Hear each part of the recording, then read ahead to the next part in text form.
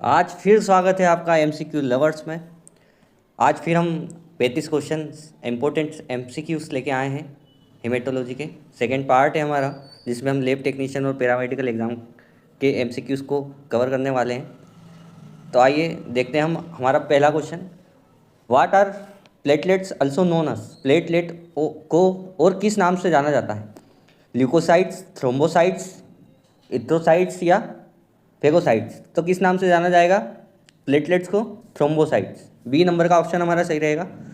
दूसरा क्वेश्चन हमारा, platelets are derived from which cell. Platelet किस कोशिकाओं से उत्पन्न होती है? तो मेगाकाइरोसाइट से होगी, या माइलोब्लास्ट से होगी, या इथ्रोब्लास्ट से होगी, या मोनोब्लास्ट से होगी। तो किससे होगी? ए नंबर का ऑप्शन सही है हमारा, मेगाकाइरोसाइट्स। ठीक है। जो प्लेटलेट्स होती है हड्डी में जो लाल मज्जा होती है बोन मैरो में, मेगाकाइरोसाइट्स से बनती है। ठीक है। अगला है, what is the normal platelet count in the blood. रक्त में प्लेटलेट की सामान्य संख्या कितनी होती है? तो कितनी होगी? 50,000 से 1 लाख होगी, 1 लाख से 1.5 लाख होगी, या 1.5 लाख से 4.5 लाख होगी, या 10 लाख से 15 लाख होगी। तो इसका सही आंसर है हमारा सी, 1.5 लाख से 4.5 लाख। अगला क्वेश्चन है हमारा, प्लेटलेट का जीवन काल कितने दिन का होता है? तो प्लेटलेट का जीवन काल कितने दिन का होगा हमारा?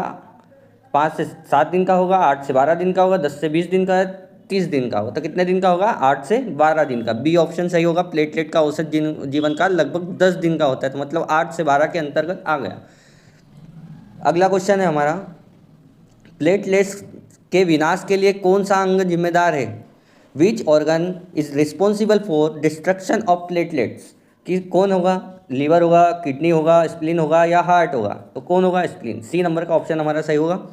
अगला है हमारा, प्लेटलेट किस कार्य के महत्वपूर्ण भूमिका निभाते हैं? Platelets play a vital role in किसमें? ऑक्सीजन परिवहन में, ऑक्सीजन ट्रांसपोर्ट में, ब्लड क्लोटिंग में, इम्यूनिटी में, या हार्मोन सिक्रेशन में। तो किस में होगा? ब्लड क्लोटिंग में प्लेटलेट्स अहम भूमिका निभाता है। जो रक्त का धक्का जमाने में कार्य करता है कौन? प्लेटलेट क्लॉटिंग फैक्टर्स सक्रिय कर इस रक्त स्त्राव रोकते हैं। जो रक्त निकलता है उसको रोकने का काम प्लेटलेट करता है। जो क्लोट बनाने का काम करता है वो प्लेटलेट का काम होता है। अगला क्वेश्चन है हमारा, प्लेटलेट के कार्य के लिए कौन सा विटामिन आवश्यक है? तो कौन सा? विटामिन ए, विटामिन के, विटामिन सी, या विटामिन डी। तो कौन सा विटामिन आवश्यक होता है? तो विटामिन के सही आंसर है हमारा, बी विटामिन के।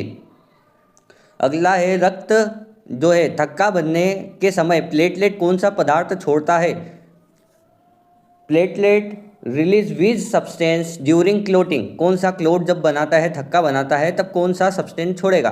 तो फाइब्रिनोजन छोड़ेगा, थ्रोम्बोप्लास्टिन छोड़ेगा, हीमोग्लोबिन छोड़ेगा, या हेपेरिन छोड़ेगा। तो इसका सही आंसर होगा हमारा बी, थ्रोम्बोप्लास्टिन छोड़ता है, जिससे कोगुलेशन शुरू होता है। अगला है हमारा अगला question, deficiency of platelet is called. Platelet की कमी से क्या कहते हैं? प्लेटलेट की कमी को क्या कहेंगे? हम क्या कहेंगे?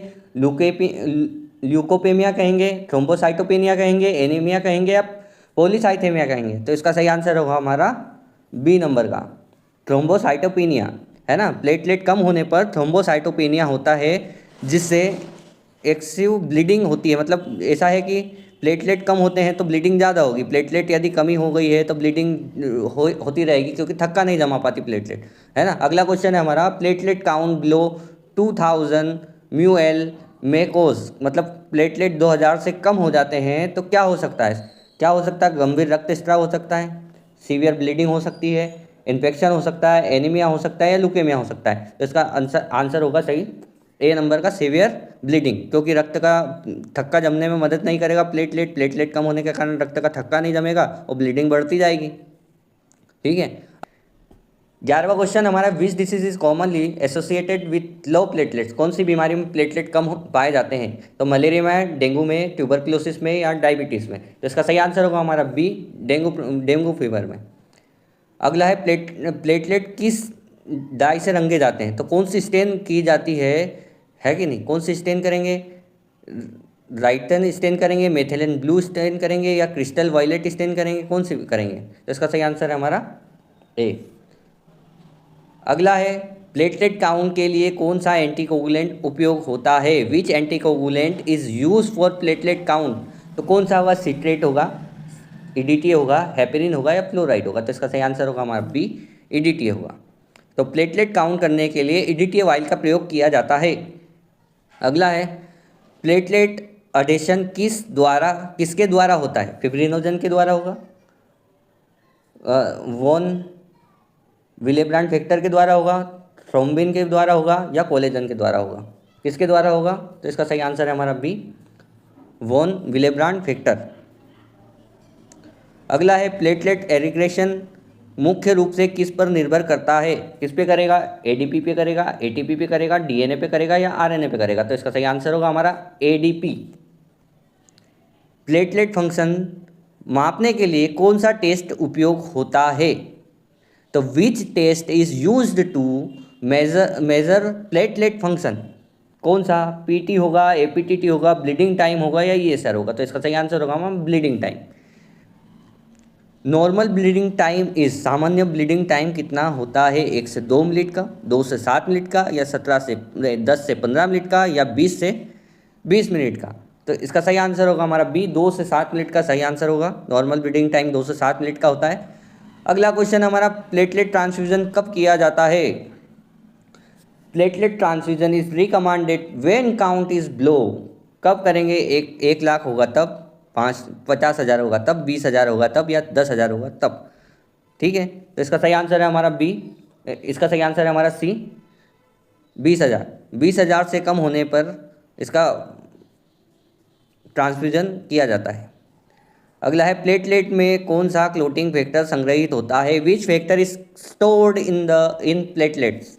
कौन सा फैक्टर होगा? तो इसका सही आंसर होगा हमारा फैक्टर 5। अगला है थ्रोम्बोप्रोटीन कौन सा अंग बनाते हैं?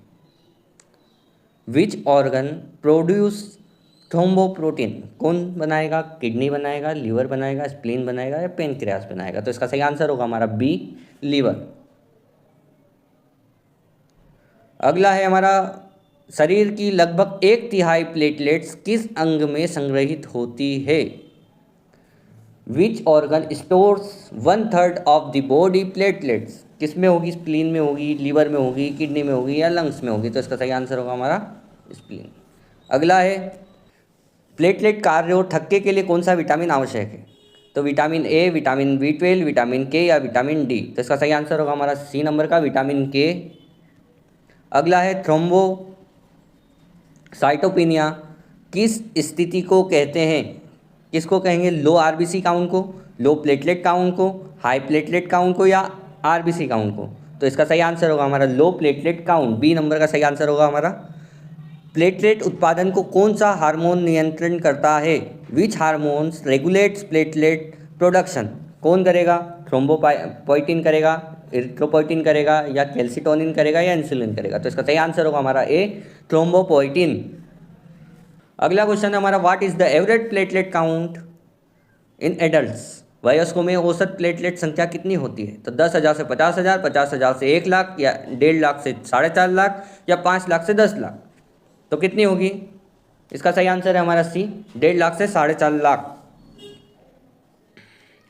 अगला है, कोलेजन में प्लेटलेट चिपकने के लिए कौन सा फैक्टर आवश्यक होता है? कौन सा फैक्टर? 8 या वॉन विलेब्रांड फैक्टर या फिब्रिनोजन या प्रोथ्रोम्बिन? तो इसका सही आंसर होगा हमारा बी।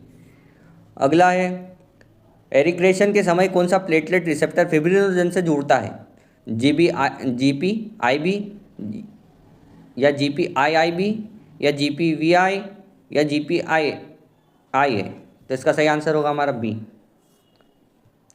अगला है, प्लेटलेट कार्य विकारों के लिए सबसे संवेदनशील टेस्ट कौन सा है? Platelet count, bleeding time, PT test या एपीटीटी टेस्ट?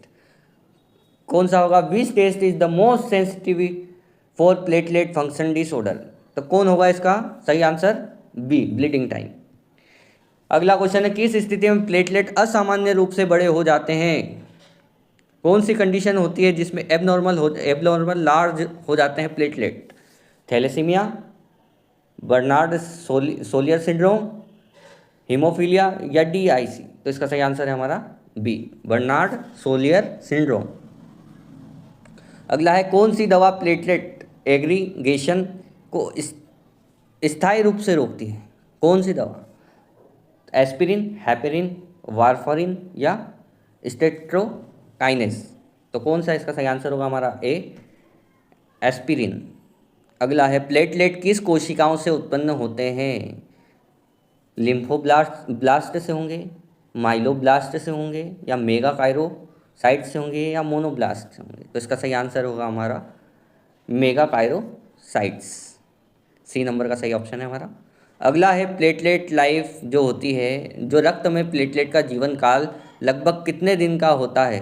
तो इसका सही आंसर होगा हमारा बी, 7 से 10 दिन का होगा। अगला है किस स्थिति में प्लेटलेट काउंट बढ़ जाता है? किस स्थिति में इंक्रीज हो जाता है प्लेटलेट काउंट? कौन सी कंडीशन है वो? तो कौन सी है? Aplastic anaemia, polycythaemia vera, dengue fever या ल्यूकेमिया? तो इसका सही आंसर होगा हमारा बी, पॉलीसाइथेमिया वेरा। इसके अंदर क्या होता है? आरबीसी, डब्ल्यूबीसी और प्लेटलेट सभी की संख्या बढ़ जाती है।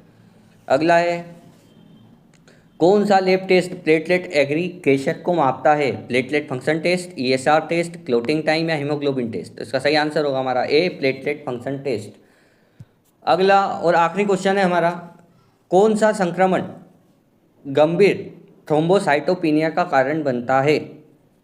Which infection commonly causes severe thrombocytopenia? कौन सा? डेंगू, मलेरिया, टाइफाइड या ट्यूबरक्लोसिस? तो इसका सही आंसर होगा हमारा बी, डेंगू वायरस जो होता है प्लेटलेट डिस्ट्रक्शन करता है और बोन मेरो को मतलब सप्रेशन कर देता है और जिससे काउंट कम होने लग जाता है ना? इसका सही आंसर होगा हमारा डेंगू, बी। यहाँ हमारे 35 क्वेश्चन खत्म होते हैं। तो ऐसे ही क्वेश्चन के लिए आप हमारे चैनल को सब्सक्राइब करें, लाइक करें और बेल आइकन को दबाना ना भूलें और शेयर करना तो बिल्कुल भी ना भूलें अपने दोस्तों के साथ। धन्यवाद।